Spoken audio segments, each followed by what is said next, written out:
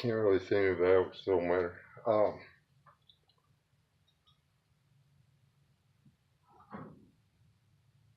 It's perfectly quiet back here until I decide to sneak back here and do this. Got the new stove going. It's fancier than the other one. I like my old one.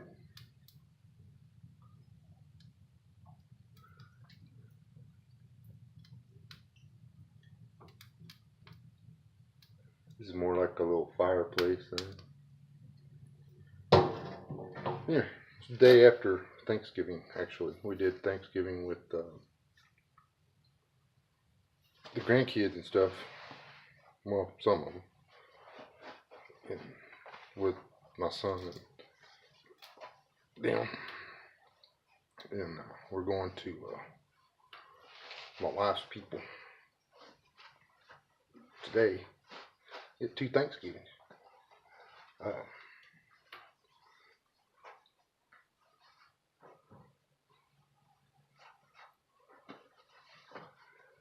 which is even something else to be thankful for, I guess. But we were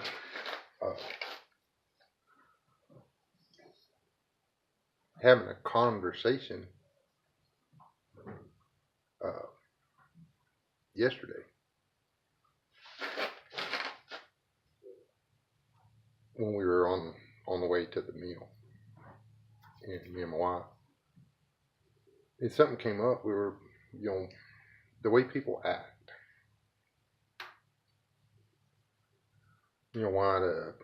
Um, why do people act the way they act? You know, because it's getting ridiculous. Some of the things that are going on. So I thought about it a good part of the day yesterday.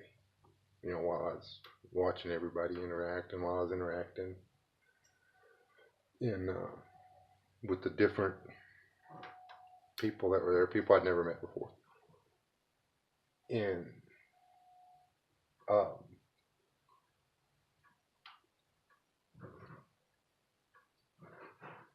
started remembering things that I'd forgotten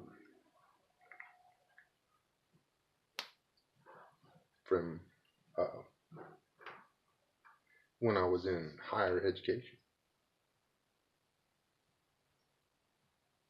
And I tried to find information on it on the web. The and I'm sure it's there. I just was unable to come up with links to anything uh, involving the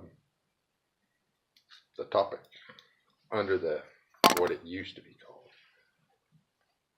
But that's no secret that I'm a recovering drug addict. I hope it's not a secret to anybody. I've got coming up on coming up coming up on 30 years. Um, but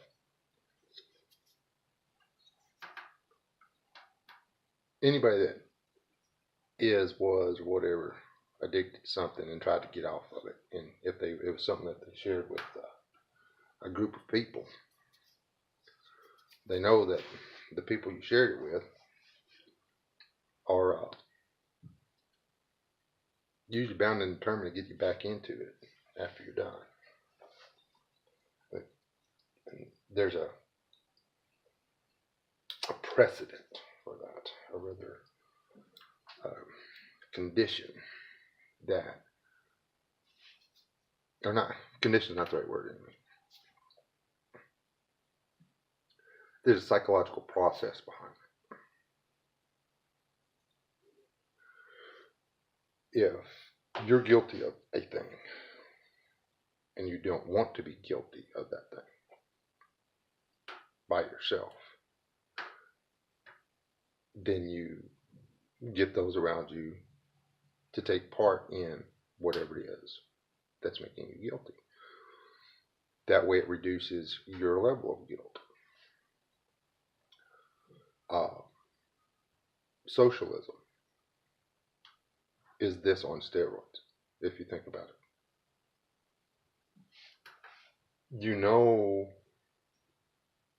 that it's right that you earn your food, your clothes, your shelter.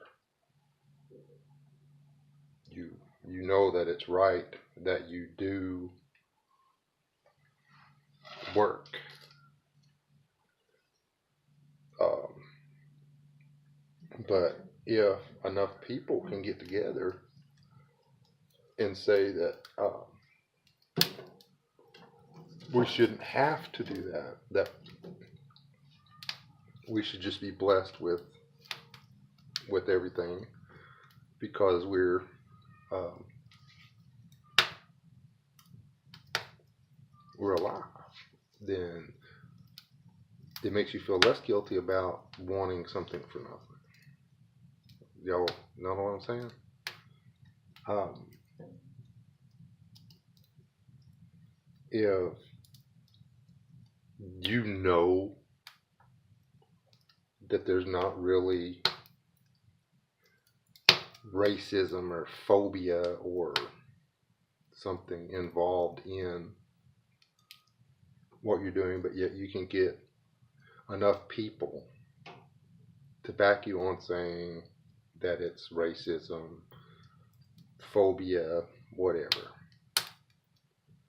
then you feel less guilty about using that situation to get what you want for nothing. Now, here's the thing: the people that are in charge of the news, the government, uh, social media,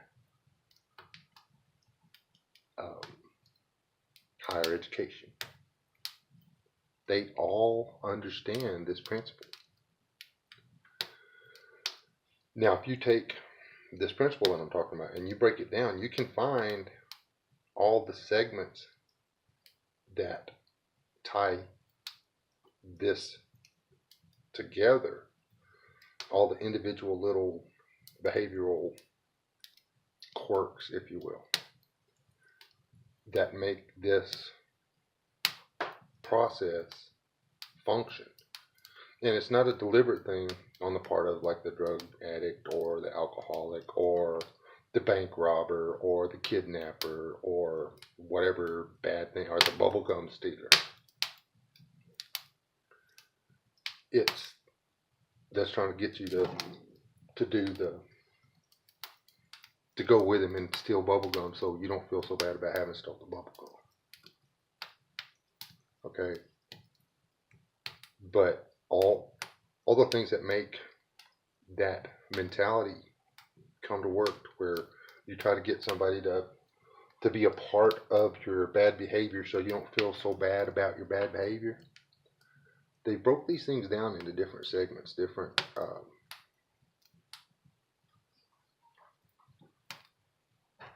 parts, and are calling them something completely separate from the whole now. That much I did uh, uncover, if you will. The thing is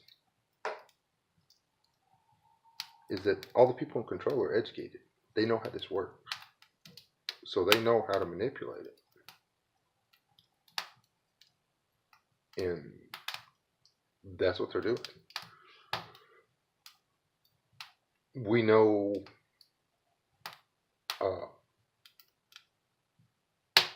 they know that the government or that the country can't support an endless amount of welfare. But they also know that if they can get enough people on welfare, then those people on welfare will keep voting for people that would allow them to make more laws that give them more control, which will actually put people, I mean, it will force people to have a job. You'll no longer go and apply for a job in a purely socialist economy, worldwide socialist economy. You will not apply for a job. They will take all the data gleaned from your smartphone usage, from your internet usage, from your purchases, from your education, from everything. And then you'll get a letter in the mail after they've evaluated you with some algorithm. And it will tell you, John, get your butt to this address. You are now the new sheep castrator. And that's what you can do the rest of your life. Because somebody has to castrate the sheep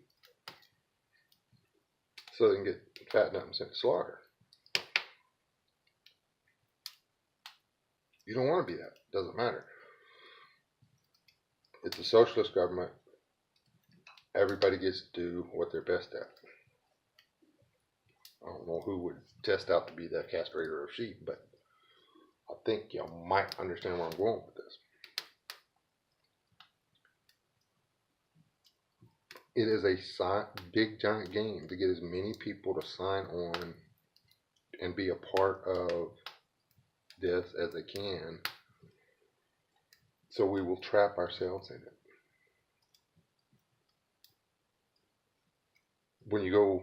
When an individual signs into a game, the first thing they have to do is go commit a crime, so that their guilt, so that they will share the guilt of the game. So before you ever get in the game, you're guilty of a felony. So before you ever get to join the Antifa or the new American Socialist Party or whatever, you've already committed the crime that makes you a part of the guilt. And it doesn't have to be something physical. It can be psychological. You've got to, if they can convince you that you have already done so much for the cause, or their cause, that there's no turning back without losing all your friends, all your family. They've got you. You continue to work for them and help them out even though you know it's wrong anymore.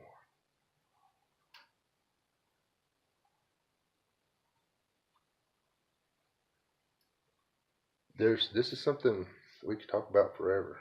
And I'm debating. I'm going to post this. I'm going to get off here because it's coming up on 15 minutes. But I'll post this today. And y'all click the notification bell. And because I may do a live podcast tomorrow evening if I can come up with enough stuff to do this. Do your little chat on the side or whatever. But in a live chat, I think we could cover this in enough depth where we might actually get somewhere on it. This is one of those things that you need to talk about for hours before you figure out all the ins and outs of it.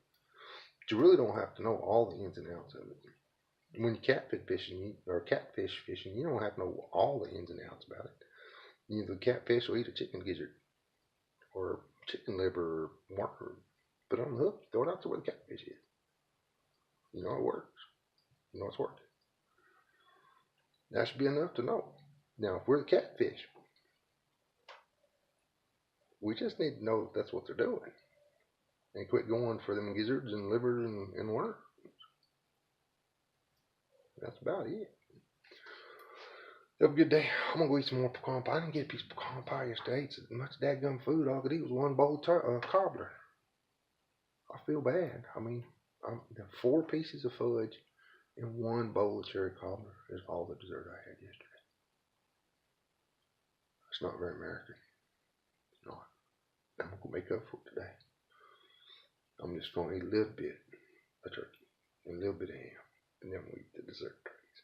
That's just the way it's going to be every day. Look, notification bell, like, subscribe, all that stuff. I got to start saying that apparently. I'm a lousy YouTuber.